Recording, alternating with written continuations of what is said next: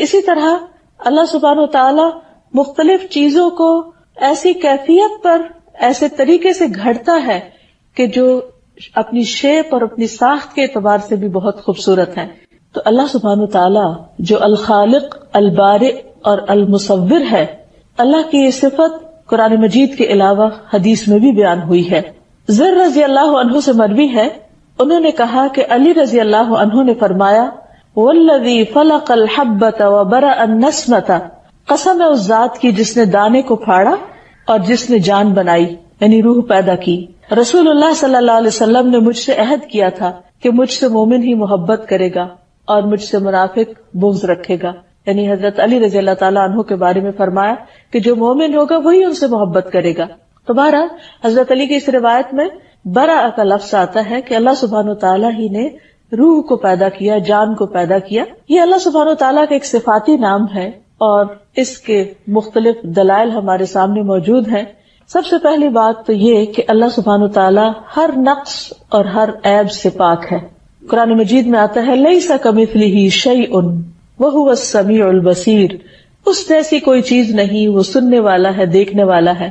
یعنی جتنی بھی اس کی تخلیق ہے اس میں جہاں فائدے ہیں وہاں کوئی نہ کوئی نقص بھی نکل آتا ہے. صرف ایک ذات، وہ اللہ کی ذات ہے جو ہر عیب اور ہر نقص سے بری ہے. پھر اسی طرح اللہ سبحانہ تعالیٰ دوسروں کی بھی برات کرتا ہے. موسیٰ علیہ السلام پر بنی اسرائیل نے ایک الزام لگا دیا تھا کہ ان کے جسم میں کوئی نقص ہے، عیب ہے، اسی لیے وہ ہر وقت بہت اپنے آپ کو لپیٹ اوڑھ کر رکھتے ہیں، پردے میں رہتے ہیں.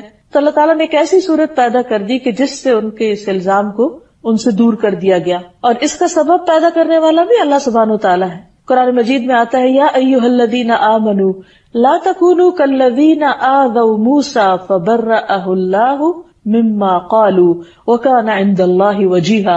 اے لوگوں جو ایمان لائے ہو، ان لوگوں کی طرح نہ ہو جاؤ جنہوں نے موسیٰ علیہ السلام کو تکلیف دی. یعنی بنی اسرائیل کی طرح نہیں جنہوں نے اپنے پیغمبر کو تکلیف دی، تم اپنے پیغمبر کو تکلیف مت دینا. تو اللہ تعالیٰ نے انہیں اس سے پاک ثابت کر دیا. تو یہ البارئ کا معنی کیا ہے کہ وہ برات کرنے والا ہے اپنے بندوں کی جن سے وہ محبت کرتا ہے اور جن کے اوپر ضد یا حسد کی وجہ سے الزام لگا دیے جاتے ہیں. پھر اسی طرح اللہ سبحانہ وتعالی مریض کو بھی پاک کرنے والا ہے. حضرت عائشہ سے روایت ہے کہ ایک مرتبہ رسول اللہ صلی اللہ علیہ وسلم بیمار ہو گئے تو جبریل علیہ السلام آپ کے پاس آئے اور انہوں نے آپ پر یہ دعا پڑھی، بسم اللہ یبریک ومن کل داء یشفیک ومن شر حاسد اذا حسد وشر کل ذی عین. اللہ کے نام کے ساتھ وہ آپ کو صحت عطا کرے، یعنی یبریک، وہ آپ کو بری کر دے، اس بیماری سے نجات دے دے اور ہر بیماری سے شفا دے، اور حاسد کے شر سے جبکہ وہ حسد کرے، اور ہر بری نظر والے کے شر سے اللہ آپ کو محفوظ رکھے. پھر یہ ہے کہ اللہ سبحانہ تعالیٰ نے جو چیز پیدا کی وہ جس مقصد کے لیے پیدا کی اس چیز نے اس مقصد کو خوب پورا کیا. تو ابرا کا معنی ہوتا ہے کسی چیز کو جس غرض و غایت سے بنایا جائے، جس مقصد کے تحت بنایا جائے، وہ اس کے لائق بھی ہو. تو اللہ سبحانہ تعالیٰ نے جو چیزیں بھی بنائی، جس کام کے لیے بنائی، وہ ان کا مقصد اچھی طرح پورا کرتی ہے. مثلا پانی کو پیاس بجھانے کا ذریعہ بنایا اور قرآن مجید کا اس کا ذکر بھی فرمایا. اللہ سبحانہ تعالیٰ جو البارئ ہے، تو ہمیں اس کے اس نام سے یہ بھی پتہ چلتا ہے کہ اس نے جو کچھ تخلیق کیا، جو کچھ بنایا، اسے جس غرض یا جس مقصد کے لیے بنایا اس کے بالکل موافق ہی بنایا. یعنی جس بھی چیز کو بنایا، اس کو جس کام کے لیے بنایا وہ اپنا کام پوری طرح ادا کر رہی ہے. مثلا پانی کو پیاس بجھانے کا ذریعہ بنایا. قرآن مجید میں اللہ تعالیٰ فرماتے ہیں وَمَا يَسْتَوِي الْبَحْرَانِ هَذَا عَذْبٌ فُرَاتٌ سَائِغٌ شَرَابُهُ وَهَذَا مِلْحٌ أُجَاجٌ وَمِنْ كُلٍّ تَأْكُلُونَ لَحْمًا طَرِيًّا وَتَسْتَخْرِجُونَ حِلْيَةً تَلْبَسُونَهَا وَتَرَى الْفُلْكَ فِيهِ مَوَاخِرَ لِتَبْتَغُوا مِنْ فَضْلِهِ وَلَعَلَّكُمْ تَشْكُرُونَ. اور دو سمندر برابر نہیں ہوتے. یہ میٹھا پیاس بجھانے والا ہے، یعنی ایک حصے کو اس نے میٹھا بنایا جس سے پیاس بجھائی جاتی، جس کا پانی آسانی سے حلق سے اترنے والا ہے، اور یہ نمکین ہے کڑوا، اور اس کی بھی ضرورت تھی، اس کا بھی ایک مقصد تھا، اور جس مقصد کے لیے اس کو بنایا وہ بھی پورا اپنا کام کر رہا ہے کہ اس میں ایسی مخلوق رہ سکے کہ جو میٹھے پانی میں نہیں رہ سکتی، اور ہر ایک میں سے تم تازہ گوشت کھاتے ہو اور زینت کا سامان نکالتے ہو جو تم پہنتے ہو، اور تو اس میں کشتیوں کو دیکھتا ہے، پانی کو چیرتی ہوئی چلنے والی ہیں، یعنی سمندر اس لیے بھی بنائے کہ اس کے اوپر سفر کیا جا سکے، کشتیاں چل سکیں، تاکہ تم اس کے فضل میں سے حصہ تلاش کرو اور تاکہ تم شکر ادا کرو. یعنی ایک ہی چیز ہے اور اس کے بے شمار فائدے ہیں، اور یہ فائدے ہمیں تو بعد میں معلوم ہوئے ہیں، لیکن اللہ سبحانہ وتعالیٰ نے ان چیزوں کی تخلیق سے پہلے ہی ان کے مقاصد متعین کر دیے، اور ہر چیز اپنا اپنا مقصد بخیر و خوبی انجام دے رہی ہے. پھر اسی طرح اللہ سبحانہ وتعالیٰ نے ستارے بنائے. ستارے روشنی کا کام بھی دیتے ہیں لیکن وہ علامات بھی ہیں. قرآن مجید میں اللہ تعالیٰ فرماتے ہیں وَأَلْقَى فِي الْأَرْضِ رَوَاسِيَ أَن تَمِيدَ بِكُمْ وَأَنْهَارًا وَسُبُلًا لَعَلَّكُمْ تَهْتَدُونَ وَعَلَامَاتٍ وَبِالنَّجْمِ هُمْ يَهْتَدُونَ أَفَمَن يَخْلُقُ كَمَن لَّا يَخْلُقُ أَفَلَا تَذَكَّرُونَ وَإِن تَعُدُّوا نِعْمَةَ اللَّهِ لَا تُحْصُوهَا إِنَّ اللَّهَ لَغَفُورٌ رَّحِيمٌ. اور اس نے زمین میں پہاڑ گاڑ دیے تاکہ وہ تمہیں ہلا نہ دے، اور نہریں اور راستے بنائے تاکہ تم منزل تک پہنچ جاؤ، اور علامات بنائی اور ستاروں کے ساتھ وہ راستہ معلوم کرتے ہیں. تو کیا وہ جو پیدا کرتا ہے اس کی طرح ہے جو پیدا نہیں کرتا؟ یعنی خالق اور مخلوق کہیں برابر بھی ہو سکتے ہیں؟ ہرگز نہیں. کیا پھر تم نصیحت حاصل نہیں کرتے؟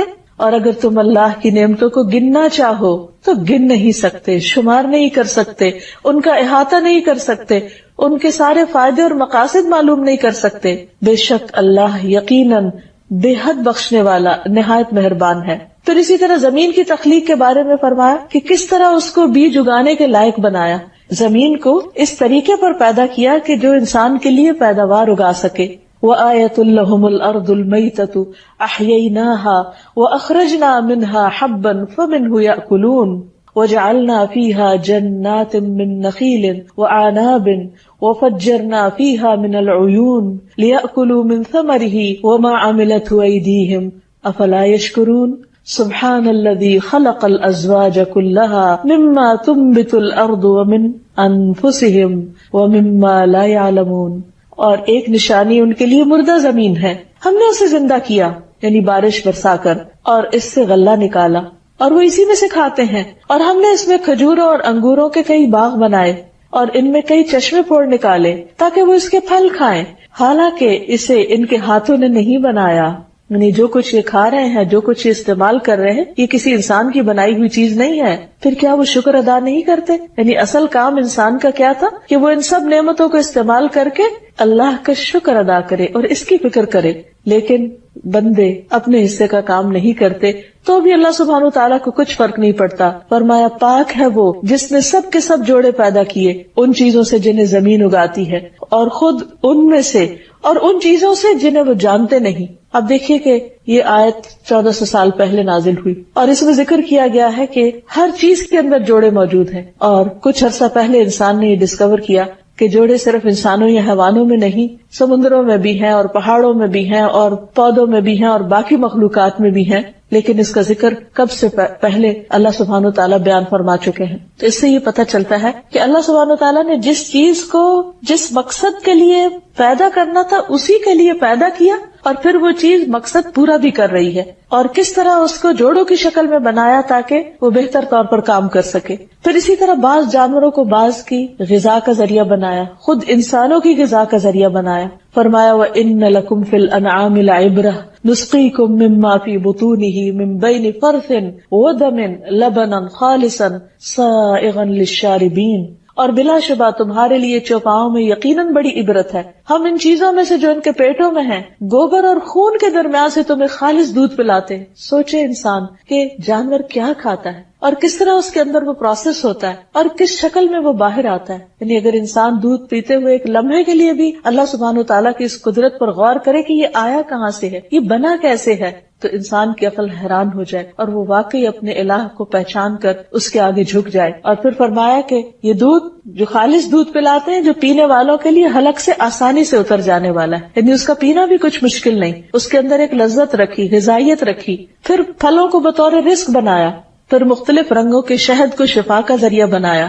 يخرج من بطونها شراب مختلف ألوانه فيه شفاء للناس إن في ذلك لآية لقوم يتفكرون. ان کے پیٹوں سے پینے کی ایک چیز نکلتی ہے، یعنی مکھی کے پیٹ سے، جس کے رنگ مختلف ہیں، اس میں لوگوں کے لیے شفا ہے، بلا شبہ اس میں لوگوں کے لیے یقیناً ایک نشانی ہے جو غور و فکر کرتے ہیں. پھر اسی طرح اللہ سبحانہ وتعالیٰ نے مختلف کاموں کی مناسبت سے مختلف شکلوں میں مخلوق کو پیدا کیا. کسی کو رینگنے والا بنایا، کسی کو دوڑنے والا بنایا، کسی کو اڑنے والا بنایا.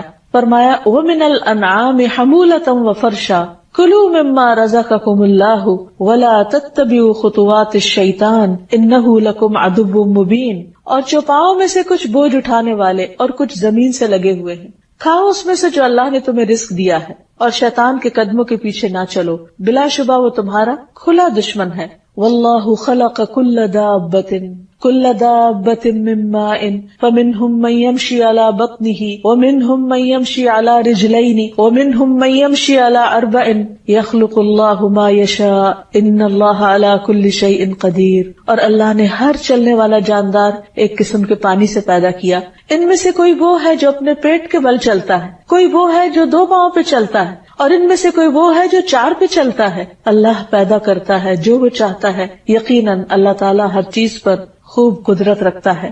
یہ ہے اللہ البارئ، جس نے مختلف کاموں کی مناسبت سے مختلف شکلوں میں مخلوق کو پیدا کیا اور ہر ایک کو الگ تشخص عطا کیا، مخصوص شکل دی، مخصوص سائز دیا. کچھ کو اڑنے والا بنایا، کچھ کو تیرنے والا بنایا، کچھ کو رینگنے والا بنایا، کچھ کو دوڑنے والا بنایا. یہ سب کچھ اللہ رب العزت ہی کی تقسیم ہے، اور جیسی اس کی پروگرامنگ تھی اس کے مطابق اس نے ہر چیز کو وجود عطا کیا. اللہ سبحانہ وتعالیٰ ان تمام چیزوں پر غور و فکر کی دعوت بھی دیتے ہیں. اللہ تعالیٰ فرماتے ہیں افلا ينظرون الى الابل كيف خلقت، کیا وہ اونٹوں کی طرف نہیں دیکھتے کہ وہ کیسے پیدا کیے گئے؟ یعنی اللہ سبحانہ وتعالیٰ کی قدرت پر غور تو کرے. وَإِلَى السَّمَاءِ كَيْفَ رُفِعَتْ، آسمان کی طرف نہیں دیکھتے کہ کیسے وہ بلند کیا گیا. وَإِلَى الْجِبَالِ كَيْفَ نُصِبَتْ، اور پہاڑوں کی طرف نہیں دیکھتے کہ کس طرح وہ نصب کیے گئے، کہ پہاڑ میخوں کی طرح، کیلوں کی طرح زمین کے اندر گاڑ دیے گئے، جن کے 2 حصے زمین کے اندر ہیں اور ایک حصہ باہر ہے، اور اس سے زمین کو تھام لیا گیا کہ وہ انسانوں کو لے کر لڑک نہ جائے، اور زمین پر اس کی وجہ سے قرار ہے کہ انسان ہر کام آرام سے کر سکتا ہے. وَإِلَى الْأَرْضِ كَيْفَ سُطِحَتْ، اور یہ زمین کی طرف نہیں دیکھتے کہ کس طرح پھیلا دی گئی، کہ اس پر چلنا پھرنا انسان کے لیے کتنا آسان ہے. پھر اسی طرح آپ دیکھیے کہ جانوروں کے اندر مختلف ان کی اسپیشیز اور ان کے رنگ، نسل، شکل کے فرق کے علاوہ ان میں پھر تھوڑے تھوڑے فرق کے ساتھ مختلف چیزیں بھی پیدا کی. اللہ سبحانہ وتعالیٰ نے ہر جانور کا الگ مقصد بھی بنایا، اور صرف ایک نہیں، ایک ہی جانور کے کئی فائدے ہمیں عطا کیے.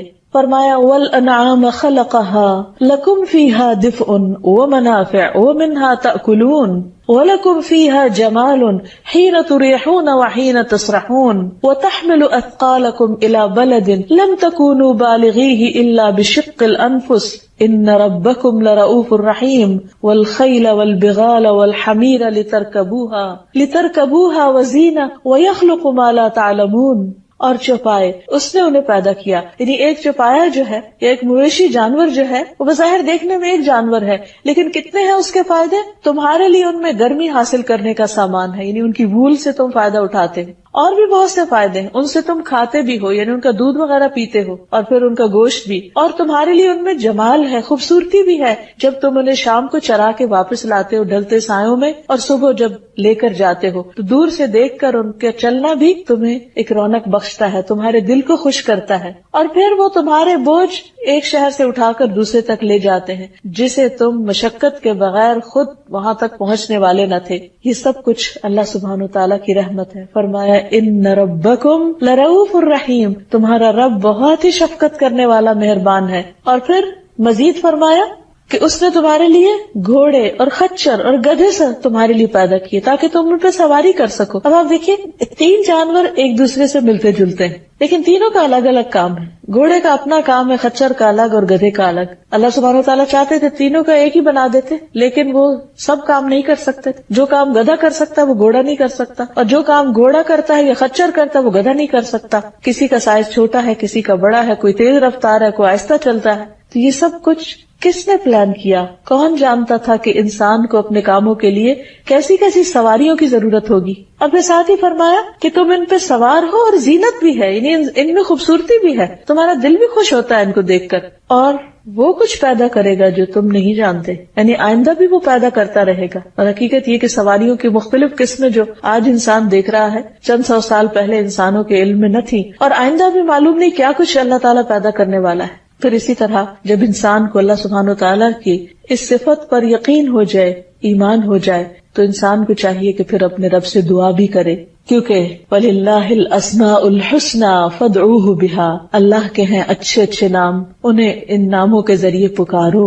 سب سے پہلی بات تو یہ کہ قرآن پاک میں اللہ سبحانہ وتعالیٰ ہمیں حکم دیتے ہیں فَتُوبُوا إِلَىٰ بَارِئِكُمْ، اپنے پروردگار کے حضور توبہ کرو، یعنی جس نے اتنا کچھ تمہارے لیے اتنا با مقصد بنایا، اتنا اپروپریٹ بنایا، تو اس کا حق تو تم ادا ہی نہیں کر سکتے، ایک نعمت کا بھی نہیں۔ اس لیے جب تم اس سے غافل ہوتے ہو اور جب تم اس کی چھوٹی یا بڑی نافرمانی کا کام کر لیتے ہو تو تمہارے لیے لازم ہے کہ تم اس ہستی کی طرف پلٹو جس نے تمہیں یہ سب کچھ دیا ہے۔ پھر اسی طرح رسول اللہ صلی اللہ علیہ وسلم نے حفاظت کے لیے ایک بہت ہی خوبصورت دعا سکھائی، اعوذ بکلمات اللہ التامات التی لا یجاوزہن بر ولا فاجر من شر ما خلق وذرأ وبرأ، یہاں بھی برأ یعنی البارئ کی صفت کا ذکر ہے، ومن شر ما ينزل من السماء ومن شر ما يعرج فيها ومن شر ما ذرأ في الارض ومن شر ما يخرج منها ومن شر فتن الليل والنهار ومن شر كل طارق الا طارقا يطرق بخير يا رحمن۔ سمانا ہے کہ میں اللہ تعالیٰ کے ان تمام کلمات کے ساتھ پناہ چاہتا ہوں جن سے آگے نہ تو کوئی نیک اور نہ ہی کوئی برا شخص بڑھ سکتا ہے، یعنی یہ کلمات اس کے شر کو روک دیں گے، ہر اس چیز کے شر سے جس کو اللہ نے بنایا، پیدا کیا اور پھیلایا، اور ہر اس چیز کے شر سے جو آسمان سے اترتی ہے یا جو اس میں چڑھتی ہے، اور اس چیز کے شر سے جسے اس نے زمین میں پیدا کیا، اور اس چیز کے شر سے جو زمین سے نکلتی ہے، اور رات اور دن کے فتنوں کے شر سے اور رات کو آنے والے کے شر سے، سوائے اس کے جو خیر کا باعث ہو، اے رحم فرمانے والے۔ تو اس طرح انسان ہر طرح کے شر سے اپنے آپ کو بچانے کے لیے اپنے رب کا سہارا لیتا ہے اور اس کے دامن میں پناہ لیتا ہے ان دعاؤں کو مانگ کر۔ اسی طرح انسان کے لیے لازم ہے کہ وہ اللہ سبحانہ وتعالیٰ کے ساتھ ایسا تعلق قائم کرے کہ جس سے وہ اپنی زندگی کے مقصد کو پورا کر سکے اور بے مقصدیت سے نکلے، کیونکہ اللہ تعالیٰ نے ہر چیز کو ایک مقصد کے ساتھ ایک خاص طریقے پر پیدا کیا ہے۔ تو اس سے ہمیں کیا سبق ملتا ہے کہ جس رب نے مختلف چیزیں ایک خاص ڈیزائن کے ساتھ بنائی، ایک خاص سائز میں بنائی، ایک خاص رنگ میں بنائی تاکہ ہماری ضرورت پوری ہو سکے، اور وہ تمام چیزیں اسی کے مطابق عمل بھی کر رہی ہیں، اپنا مقصد بھی پورا کر رہی ہیں، تو پھر ہمارے لیے کیا لازم ہے کہ ہم بھی اپنی زندگی کا مقصد پورا کریں، اور وہ کیا ہے کہ اللہ کے حق کو سب کے حقوق پر زیادہ ترجیح دیں، اللہ سبحانہ تعالیٰ کے آگے جھک جائیں، اس کے ساتھ ایک گہرا تعلق قائم کریں، اور جب اس کی نعمتوں کو دیکھیں، اس کی تخلیق کو دیکھیں تو یا بارئ پکار اٹھیں۔ پھر ایک اور بڑی اہم بات یہ ہے کہ اللہ تعالیٰ نے جس چیز کو جس مقصد کے لیے پیدا کیا ہے، جس فطرت پر پیدا کیا ہے،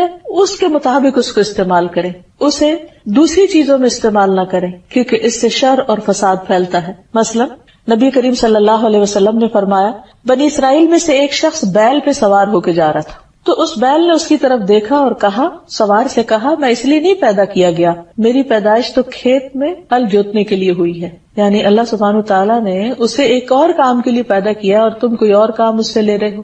پھر اسی طرح ہشام بن زید کہتے ہیں کہ میں انس رضی اللہ عنہ کے ساتھ حکم بن ایوب کے پاس گیا تو کچھ لوگ میرے گھر میں ایک مرغی کو نشانہ بنا کے تیر مار رہے تھے، نشانہ بازی کر رہے تھے مرغی پہ۔ تو انس رضی اللہ عنہ نے فرمایا کہ رسول اللہ صلی اللہ علیہ وسلم نے اس بات سے منع فرمایا کہ جانوروں کو باندھ کے نشانہ بازی کی جائے، یعنی مرغی اس لیے نہیں بنی کہ اس پر ہم نشانہ بازی سیکھیں۔ اسی طرح جانوروں کی کرسی بنا کر ان پر نہیں بیٹھنا چاہیے۔ رسول اللہ صلی اللہ علیہ وسلم نے فرمایا، جانوروں پر اس وقت سوار ہوا کرو جب وہ صحیح سالم ہو، اور صحیح حالت میں ان کو چھوڑ دیا کرو، یعنی ان کو پریشان نہ کرو، اور راستوں میں آپس کی گفتگو کے لیے انہیں کرسیاں نہ بنایا کرو، یعنی یہ نہیں کہ مثلا دو شخص اپنے اپنے گدھے کھڑے کر لیں اور اس پر اس طرح بیٹھ دیں جیسے کرسی پہ بیٹھتے ہیں، اور اس پہ ہنسے بولے کھیلیں اور نیچے جانور کو تکلیف ہو۔ وہ ایک بیلنس طریقے سے، متوازن طریقے سے جب انسان ان پہ سواری کرتا ہے اور وہ راستے پر چلتا ہے تو وہ اس پر بیٹھنا اور بات ہے، لیکن ان کو دوسرے طریقے سے استعمال کرنا یہ اس کی مرضی کے خلاف ہے۔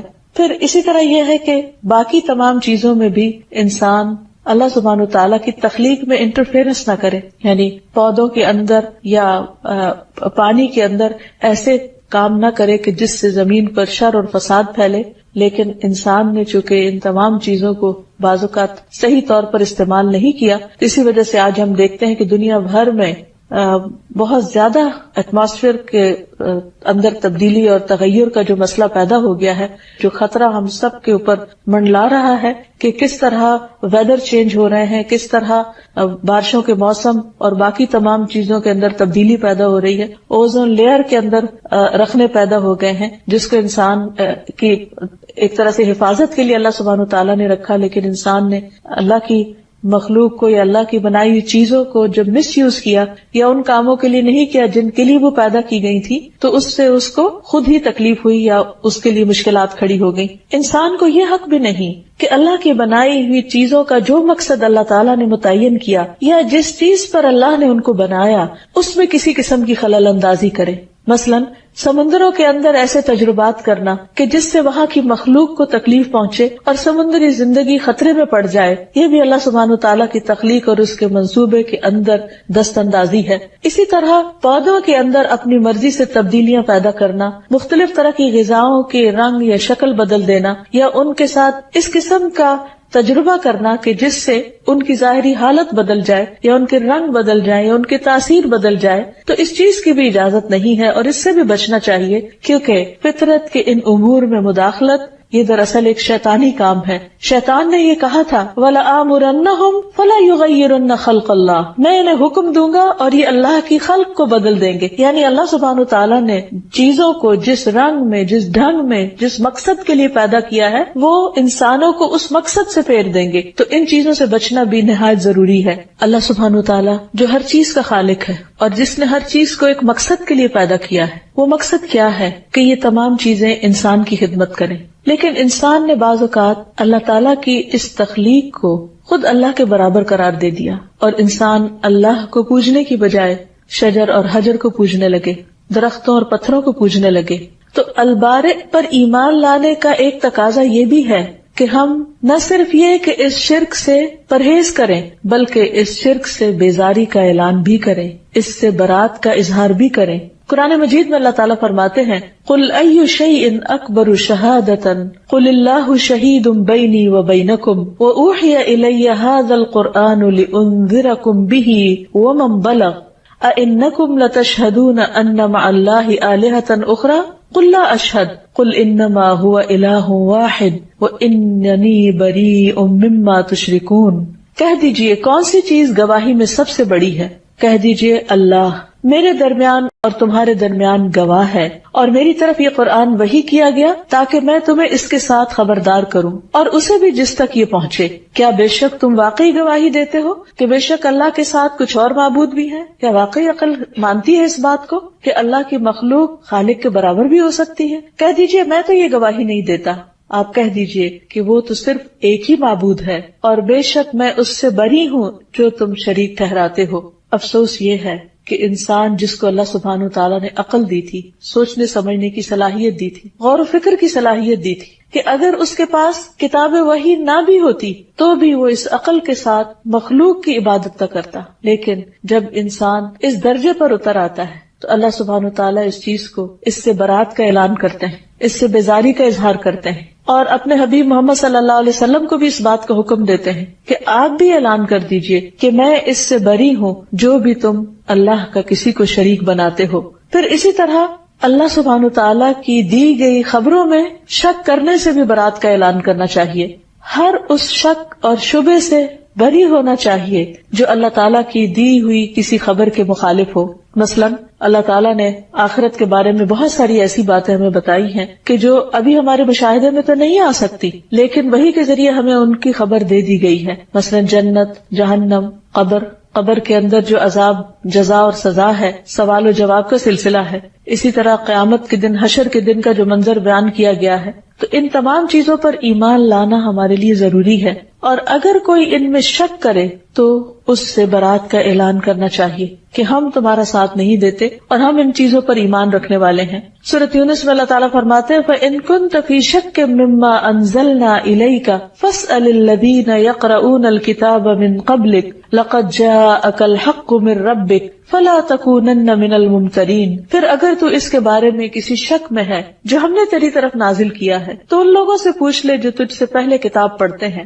بلا شبہ یقیناً تیرے پاس تیرے رب کی طرف سے حق آیا ہے، سو تو ہرگز شک کرنے والوں میں سے نہ ہو۔ یعنی آپ پورا اس پر یقین رکھیں کہ آپ کو جو کچھ بتایا گیا ہے وہ وحی الہی سے ہے اور بالکل درست معلومات پر مبنی ہے، اور آپ ان لوگوں کے ساتھ موافقت مت کیجیے کہ جو ان اخبار کے بارے میں، ان چیزوں کے بارے میں شک کرتے ہیں۔ رسول اللہ صلی اللہ علیہ وسلم نے فرمایا اللہ عز و جل کے نزدیک سب سے افضل ایمان وہ ہے جس میں کوئی شک نہ ہو، یعنی انسان اللہ تعالیٰ کے بارے میں اور جن چیزوں کے بارے میں اس نے ہمیں بتایا ہے اس کو ہم اس طرح مانے گویا ہماری آنکھوں نے ان سب چیزوں کو دیکھا ہے۔ اسی طرح کچھ ایسی چیزیں ہیں کہ جن کو ماننا ہمارے ایمان کا حصہ ہے، مثلا تقدیر ہے، تو اگر کوئی شخص تقدیر کو نہ مانے تو یہ بات بھی درست نہیں، اور تقدیر کے منکر سے بھی بری ہونا ضروری ہے۔ یحییٰ ابن یعمر فرماتے ہیں کہ جس شخص نے سب سے پہلے تقدیر کے مسئلے میں گفتگو کی یعنی انکار کیا وہ بصرہ کا معبد الجہنی تھا۔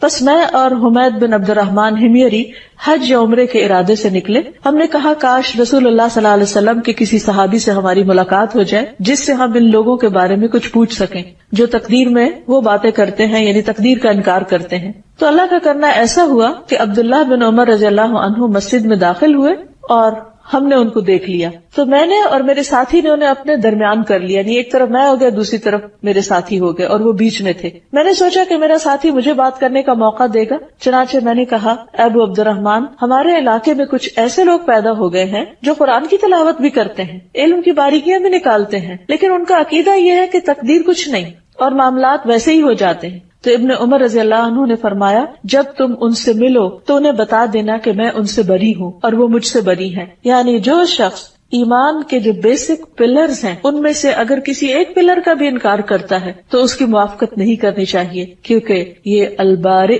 پر ایمان کے منافی ہوگا۔ اللہ سبحانہ وتعالیٰ نے جو چیزیں پیدا کی اور جن کے بارے میں ہمیں خبر دی اور جس طرح خبر دی ان کو اسی طرح ماننا ضروری ہے۔ پھر اسی طرح یہ ہے کہ اللہ سبحانہ وتعالیٰ کو اگر ہم البارئ مانتے ہیں تو اس کی بنائی ہوئی تقدیر پر بھی ہمیں ایمان ہونا چاہیے، اور پھر اللہ تعالیٰ چونکہ برات کرنے والے ہیں اور انسان کا دفاع کرنے والے ہیں تو ہمیں بھی ایسے غلط کاموں سے برات کرنی چاہیے کہ جو اللہ تعالیٰ کو ناراض کرتے ہیں، اس کے نافرمانی کے کاموں سے بیزار ہونا چاہیے۔ جیسے اللہ تعالیٰ فرماتے ہیں وَإِذَا رَأَيْتَ الَّذِينَ يَخُوضُونَ فِي آيَاتِنَا فَأَعْرِضْ عَنْهُمْ حَتَّى يَخُوضُوا فِي حَدِيثٍ غَيْرِهِ وَإِمَّا يُنْسِيَنَّكَ الشَّيْطَانُ فَلَا تَقْعُدْ بَعْدَ الذِّكْرَى مَعَ الْقَوْمِ الظَّالِمِينَ۔ اور جب آپ ان لوگوں کو دیکھیں جو ہماری آیات کے بارے میں فضول بحثیں کرتے ہیں تو ان سے کنارہ کشی کریں یہاں تک کہ وہ اس کے علاوہ کسی اور بات میں مشغول ہو جائیں، اور اگر کبھی شیطان آپ کو بھلا دے تو یاد آنے کے بعد ایسے ظالم لوگوں کے ساتھ مت بیٹھو، یعنی ان سے تم